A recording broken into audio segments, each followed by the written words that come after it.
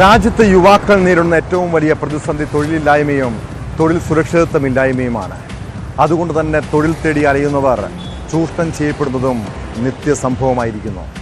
ഇങ്ങനെ തട്ടിപ്പിനിരയായ 60 ഇന്ത്യക്കാർ എത്തിപ്പെട്ടത് അയൽരാജ്യമായ മ്യാൻമറിലാണ്. അതിർത്തി കടന്ന ഉടൻ അവരെ ആയുധധാരികളായ സംഘത്തിന് കൈമാറി. പിന്നീട് ഡിജിറ്റൽ അറസ്റ്റ് അടക്കമുള്ള സൈബർ തട്ടിപ്പുകൾ നടത്താൻ യുവാക്കളെ പ്രേരിപ്പിച്ചു. ഇത്തരത്തിൽ കുടുങ്ങിയവരെയാണ് മഹാരാഷ്ട്ര പോലീസ് രക്ഷപ്പെടുത്തി തിരികെ നാട്ടിലെത്തിച്ചത്. കേസിൽ വിദേശികൾ ഉൾപ്പെടുന്ന 5 അംഗ സംഘത്തെ പോലീസ് അറസ്റ്റ് ചെയ്തു. വിമാന ടിക്കറ്റ് അടക്കം എടുത്തുകൊടുത്താണ് യുവാക്കളെ സംഘം മ്യാൻമറിലെത്തിച്ചത്.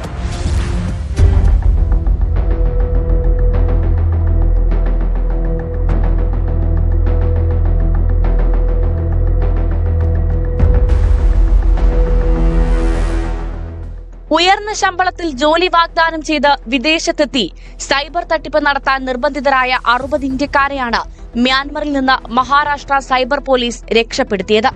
ഒരു വിദേശി അടക്കം 5 ഇടനിലക്കാരെ അറസ്റ്റ് ചെയ്തു. 3 FIR രജിസ്റ്റർ ചെയ്തിട്ടുണ്ട്. സമൂഹ മാധ്യമത്തിലൂടെ പരിചയപ്പെട്ട് തായ്ലൻഡിലും മറ്റ് ഏഷ്യൻ രാജ്യങ്ങളിലും മെച്ചപ്പെട്ട ശമ്പളമുള്ള ജോലി വാഗ്ദാനം ചെയ്താണ് ആളുകളെ തട്ടിപ്പ് സംഘം വലയിലാക്കിയത്.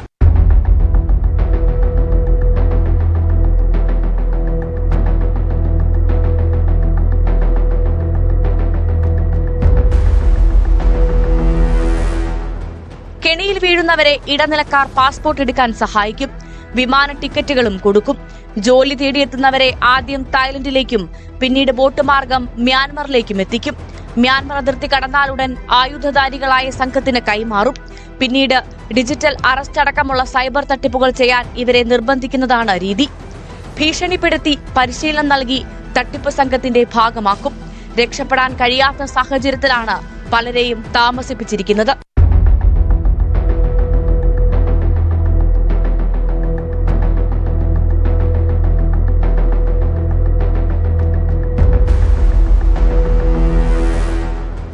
ജോലി വാഗ്ദാനം ചെയ്ത് റിക്രൂട്ട്മെന്റ് നടത്തുന്ന ചില ഏജൻസികളുടെ സഹായത്തോടെയാണ് തട്ടിപ്പു സംഘത്തെ സൈബർ പോലീസ് പിടികൂടിയത്. വെബ് സീരീസുകളിലും ടെലിവിഷൻ ഷോകളിലും അഭിനയിക്കുന്ന മാഡി എന്നറിയപ്പെടുന്ന മനീഷ് ഗ്രേ, ആദിത്യ രവിചന്ദ്രൻ എന്നറിയപ്പെടുന്ന ടൈസൺ, രൂപ് നാരായൺ ഗുപ്ത, ജെൻസി റാണി, ചൈനീസ് വംശജനായ കസാക്കിസ്ഥാൻ പൗരൻ തളനിധി നുലാസ്കി എന്നിവരാണ് അറസ്റ്റിലായത്. സൈബർ കുറ്റകൃത്യങ്ങൾക്ക് നേതൃത്വം കൊടുക്കുന്ന സംഘത്തിന് ഇന്ത്യയിൽ രൂപം കൊടുക്കുകയായിരുന്നു തളനിധിയുടെ ലക്ഷ്യമെന്ന് പോലീസ് പറയുന്നു.